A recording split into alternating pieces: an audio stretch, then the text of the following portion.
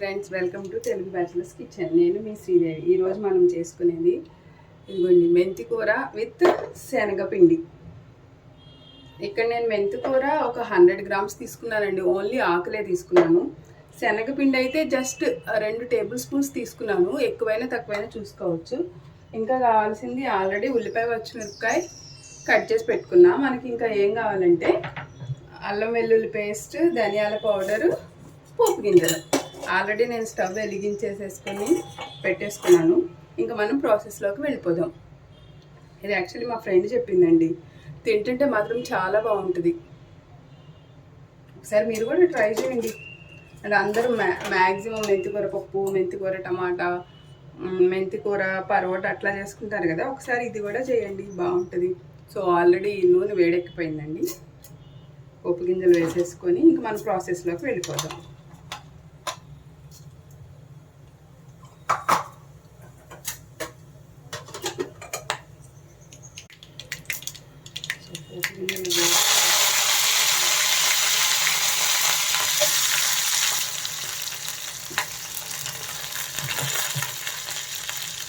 ఈ కర్రీకి మనం ఉల్లిపాయలు వేగేటప్పుడే పసుపు, అల్లం వెల్లుల్లి పేస్ట్ వేస్తే బాగుంటుంది. ఎందుకంటే ఆకుకూరలు అంత కలవదు కాబట్టి.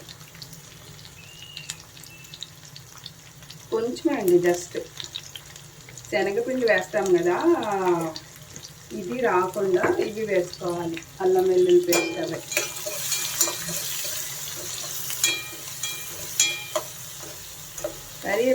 కర్రీ అయితే ఫాస్ట్గా అయిపోతుంది. టేస్ట్ వెరైటీగా ఉంటుంది.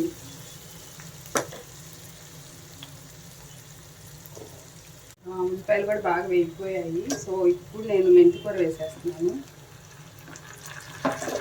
ఈ మెంతికూరతో పాటు ఇప్పుడు కొంచెం ధనియాల పౌడర్, కొంచెం అంటే కొంచెం, సాల్ట్ కూడా కొంచెమే వేసుకోవాలండి. ఏ ఆకుకూరలోనైనా,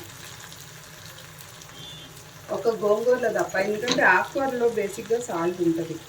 కొంచెం వేసుకుంటాను, మళ్ళీ చూసి వేసుకోవచ్చు. ఇప్పుడు చేసేసి బాగా దగ్గరకు అయిపోయిన తర్వాత మనం శనగపిండి కొంచెం కొంచెం వేసుకుంటున్నాం. బాగా వేగిపోవాలండి, పచ్చి వాసన అంతా వేగిపోవాలి. అండ్ ఆకు కూడా బాగా దగ్గరకు అయిపోవాలి. అయిపోయిన తర్వాత మనం చూసుకుంటాం. మెంతికూర కూడా బాగా వేగిపోయిందండి. ఇప్పుడు ఈ ఆకుకూరకి ఫస్ట్ కారం వేయాలి. కారం వేసిన తర్వాత శనగపిండి వేయాలి, లేకపోతే పట్టదు. కారం కూడా కొంచెమే వేస్తున్నాను, మళ్ళీ చూసుకుందాం.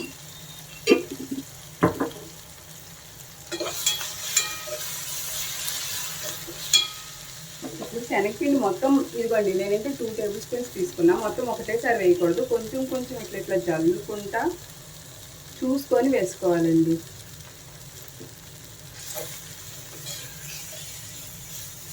మనకైతే ఇంత పడుతుంది, కానీ ఇలా కొంచెం కొంచెం వేయాలి, అప్పుడు ఉండలు కట్టదు అన్నమాట.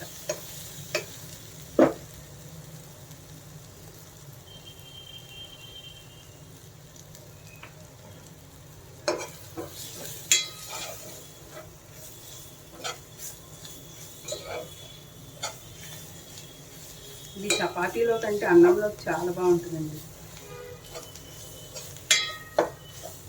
బాగా వేగాలి, ఈ శనగపిండి పచ్చి వాసన పోయేదాకా వేగాలి. ఇంకొంచెం పడుతుందండి. ఇక్కడ నేను యాక్చువల్లీ 2 టేబుల్ స్పూన్స్ తీసుకున్నాను. ఆల్మోస్ట్ 1.5 పట్టింది. ఇది వేగిన తర్వాత చూపిస్తా. బాగా వేగిపోయిందండి. ఇట్లా మంచి వేగిపోయి మంచి స్మెల్ వస్తూ బాగుంటుంది. ఆల్రెడీ ఉప్పు కారం అన్నీ చూసేసాను. ఇంతే, అయిపోయింది. చూడండి ఎంతో టేస్టీగా ఉంటుంది, బాగుంటుంది. ఒకసారి మీరు ట్రై చేసి చెప్పండి. ఇంకా ఈ శనగపిండితో ఇంకేమేమి కర్రీస్ చేయొచ్చో చెప్పండి. ఆకుకూరలు మీ సైడ్ ఎలా చేస్తారు అండ్ మీరు ఎలా చేస్తారు కామెంట్ చేయండి, లేకపోతే డిస్క్రిప్షన్లో మెన్షన్ చేయండి. చూడండి ఎంత బాగుంటుందో. రైస్లో అయితే సూపర్ ఉంటుందండి. మీరు ట్రై చేసి చెప్పండి. అంతే అండి. Thank you for watching.